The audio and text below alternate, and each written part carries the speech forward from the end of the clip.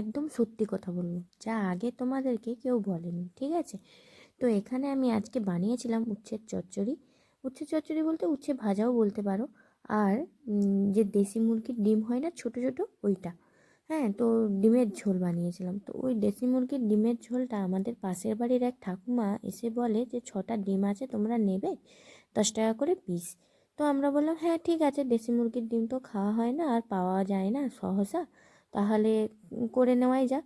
তো আমি ডিমগুলোকে এখানে 4টে ডিম নিয়েছি। জানেন তো বাড়ির 4-5জনই রয়েছে, তো আমার বরমশাই এটা খায় না, এই ডিমটা খেতে পছন্দ করে না। এই জন্য আমি 4টেই নিয়েছিলাম, মা, আমি, বাবা আর আমার ছেলে। তো এখানে ছোট ছোট, একদম ছোট ছোট ডিমগুলো, ঠিক আছে?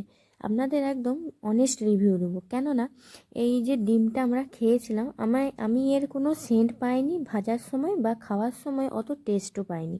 কিন্তু পোলট্রি মুরগি বা ব্রয়লার মুরগির যে ডিমটা আমরা খাই, ওই ডিমটা না আমাকে অসাধারণ স্বাদ লাগে, সত্যি কথা বলতে।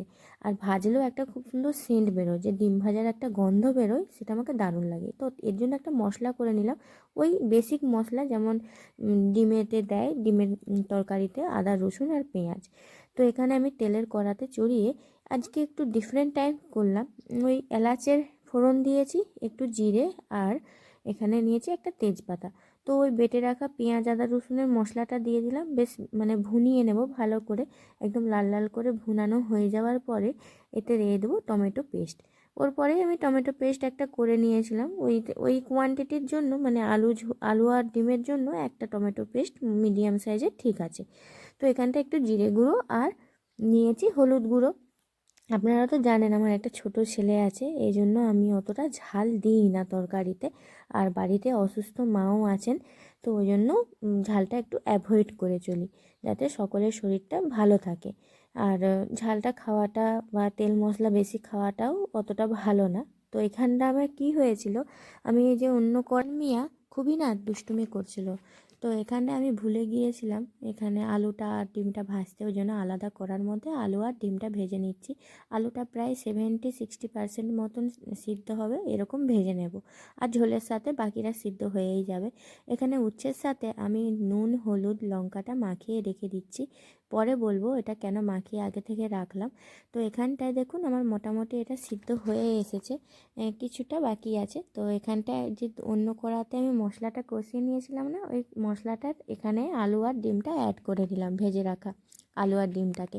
তো এখানে ভালোভাবে কষিয়ে নেব। আমার শাশুড়ি মা বলে যে এই যে ডিমটাকে এভাবে কষিয়ে কষিয়ে রান্না করলে নাকি স্বাদ ভালো হয়। তো আমি ওভাবেই করেছিলাম, কিন্তু আমার অতটা মানে কি বলবো, ভালো লাগেনি। অনেস্ট রিভিউ দিলাম তোমাদেরকে, যে বলবো আমি খুব ভালো রান্না করেছিলাম বিশাল বাড়িয়ে বাড়িয়ে। তো তেমন কিছু না, যেটা সত্যি সেটাই বলবো, মিথ্যে কথা মানুষকে বলে কোনো লাভ নেই আমি মনে করি। তো এখানটায় ঝোলটা আলুটা আমার সিদ্ধ হয়েও গিয়েছে, ওখানে আলুগুলো দেখো ভেঙে ভেঙে হালকা দেখা যাচ্ছে, একটা দুটো ভেঙেও গিয়েছে। তো নুন আর চিনিটা অ্যাড করে দেওয়ার পরে আমি গোটা কাঁচা লঙ্কা প্রত্যেকটা তরকারি যেমন দিই সেটা আমি দিয়ে দিয়েছি, যার যেরকম ঝাল লাগবে সে সেরকম মাখিয়ে নিতে পারবে। তো এখানে ধনে পাতাগুলোকে আমি বেশ ঝিরিঝিরি টাইপের কুচিয়ে নিলাম। কুচিয়ে নেওয়ার পরে আর কি ছড়িয়ে দেবো, হয়ে যাবে। পাশে যে তেলও ছেড়ে দিয়েছে ঝোলের মধ্যে, বেশ ভালো লাগে না? ধনেপাতাটা শীতকালে যে কোনো তরকারিতে দিলেই ব্যাস রেডি হয়ে গেল। তাহলে এবার এসে উচ্ছের যে মানে মাখিয়ে রেখেছিলাম, উচ্ছেটা আবার ভেজে নেওয়া যাক ভালো করে। আপনারা চাইলে আলুটাও এর সাথে দিতে পারেন, উচ্ছে ভাজার সাথে। তো কেমন হয়েছিল তরকারিটা? আমাকে তো দেখতে খুব সুন্দর লেগেছে, কিন্তু খেতে কিন্তু অতটা টেস্টি ছিল না। তো এখানটায় আমি নিগড়ে নিগড়ে উচ্ছেটাকে তুলে নিলাম অন্য একটা জামের মধ্যে। এই জলটা আর ব্যবহার করব না, এতে কি হয় তিতোটা একটু কম লাগে। তো আমার শাশুড়ি মা না অতটা মানে তিতো খেতে পছন্দ করে না, মানে পছন্দ করে যদি খুব তিতো হয়ে যায় বলবে কি তিতো হয়ে গেছে, এরকম তিতো আমি খাই না বলে আর না খেতে চায় না। তো এই জন্য আমি এভাবে করে নিলাম। তো আমাকে উচ্ছের তিতো খুবই ভালো লাগে। আমার বলতে গেলে আমি মানে বলতে পারি যে আমার খুবই একটা প্রিয় সবজি উচ্ছে ভাজা। আর আলু দিয়ে উচ্ছে ভাজা, ওটা তো আরও সুন্দর টেস্ট লাগে। আমাকে খুবই মানে পছন্দের আমার সবজি।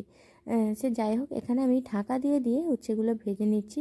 তো রিশান এখানে প্রায় না এভাবে মানে ক্যামেরাটাকে টানছিল, করছিল, মানে কি ভীষণ বিরক্ত করছে।